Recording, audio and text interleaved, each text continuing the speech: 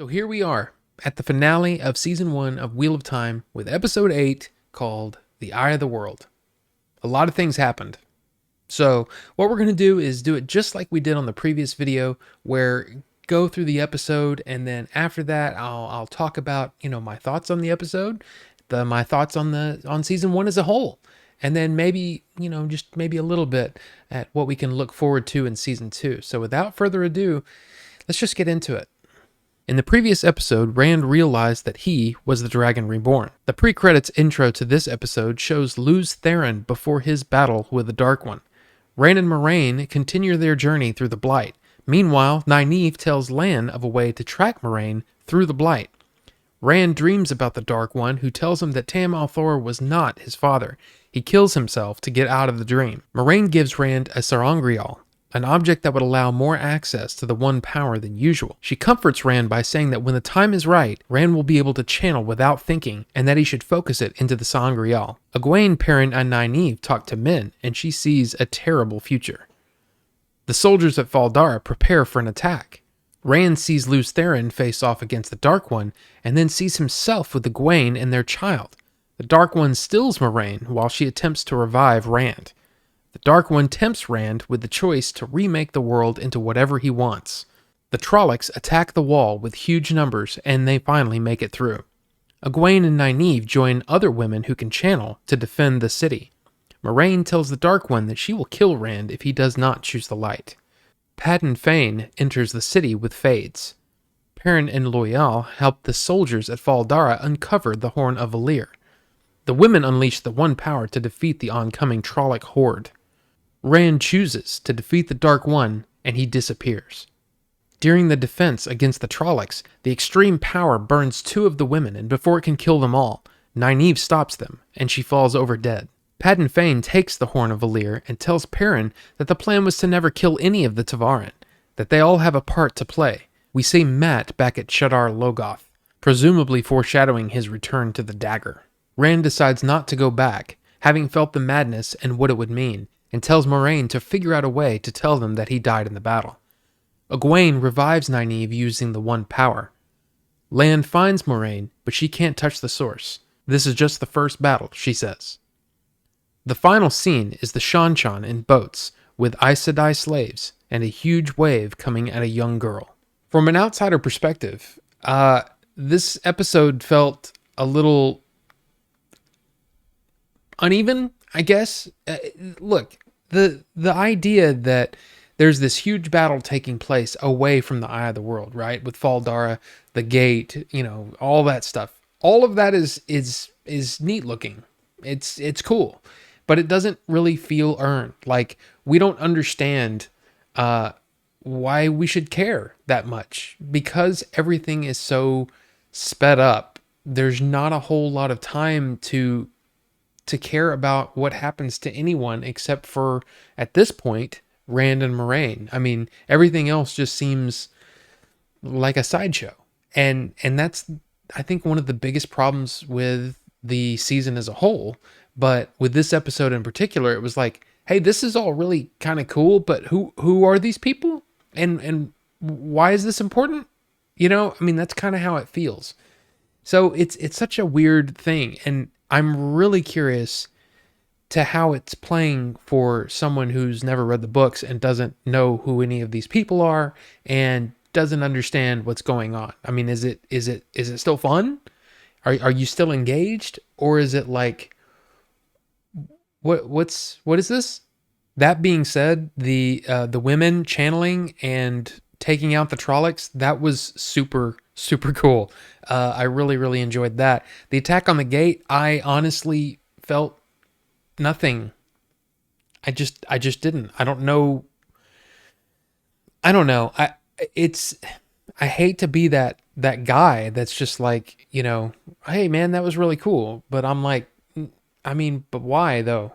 And did anyone else feel that the battle between Rand and the Dark One, in this kind of like little arena, this alcove, whatever this place was, we're not really told what it is, or other than, hey, there was a battle took place here.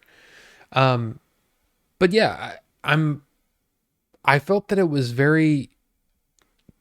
wrapped up rather quickly. There wasn't a whole lot of tension.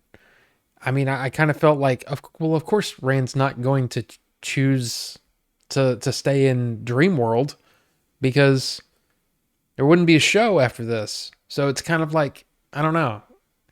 It might be like coming off as super cynical. I'm really not meaning to. Now, the season as a whole, I'm trying to look at it objectively, and I think objectively there is a lot of potential here. I feel like they've done a lot of things right. Explaining the way that the world works, the politics and things like that. That's I mean, I feel like they've nailed a lot of that, and I feel like people understand who the Aes Sedai are, why there's this conflict between them and the rest of the world, and all.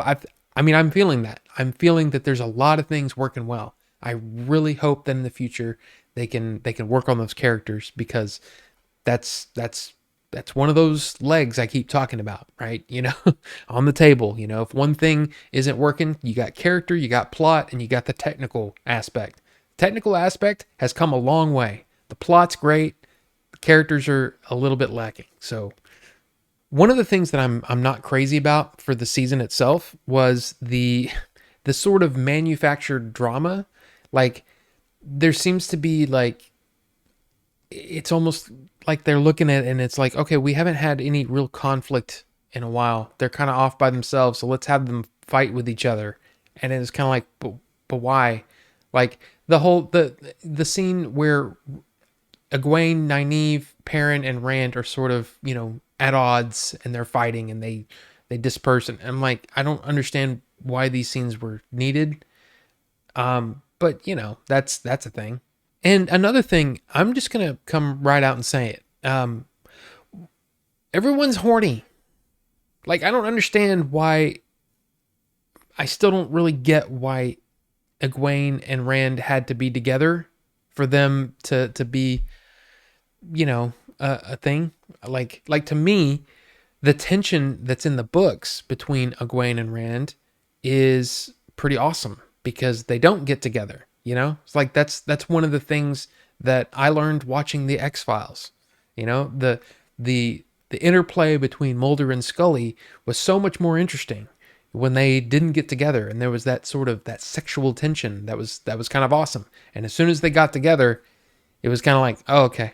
Now I'm not saying that I'm like I don't care about passion and all that kind of romance and all that stuff. I just since I didn't see it in the books, I didn't expect to see it in the show. I didn't expect there to be all of these romantic interludes. I'm kind of wondering why they're there in place of things that could have furthered the story a little bit more. As a viewer, I kept getting taken out of the viewing experience because things were so different. Now, again, this doesn't happen to people who haven't read the books, right? I mean, of course, they have nothing to compare it to.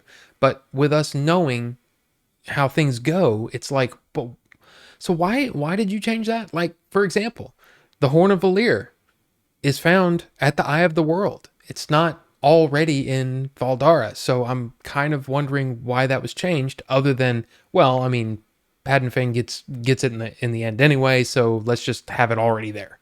I feel like I'm being really, really hard on it, but it's I guess it's because I'm enjoying the book so much. I mean, I just started book 4 and really enjoying it. So it's kind of like, I mean, yeah, the people that haven't read the books, they're probably like, yeah, this is great, but you don't know what you're missing. There's some really, really great stuff in the books that they just have kind of left out, and that's kind of weird.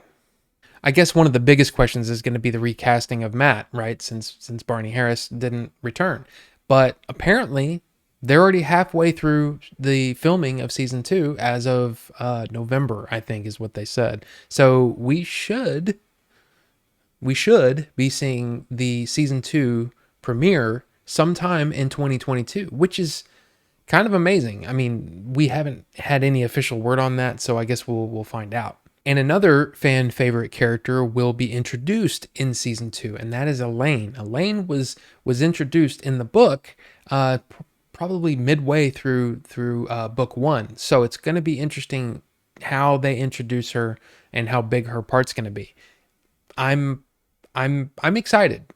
I mean, as much as I wouldn't say talk bad, but I'm pretty critical of season 1, but I'm still looking forward to season 2. I mean, it's a pretty cool fantasy series. I just hope that they, like I said, just, and I know I keep saying it, but take the time with the characters. Let us love them, right? Let me love them. So episode 8, Eye of the World. What did you think of it? What did you think of season 1? Are you a fan of the books and you were kind of like me and kind of like, I don't understand why they changed this stuff? Or have you not read the books and you're like, I don't understand what you guys are complaining about because this show is awesome? Or is it not working for you? Let me know down below and we'll talk about it. Look, I gotta say, this whole first season, it's been so much fun talking with all of you in the comments about all of the different aspects about the show. It's really been fun, and I really do appreciate all of the amazing views and support that you've all given me over this first season. It's it's been mind-blowing. So thank you all so much for that. Thank you so much for watching this episode, and we'll see you on the next one.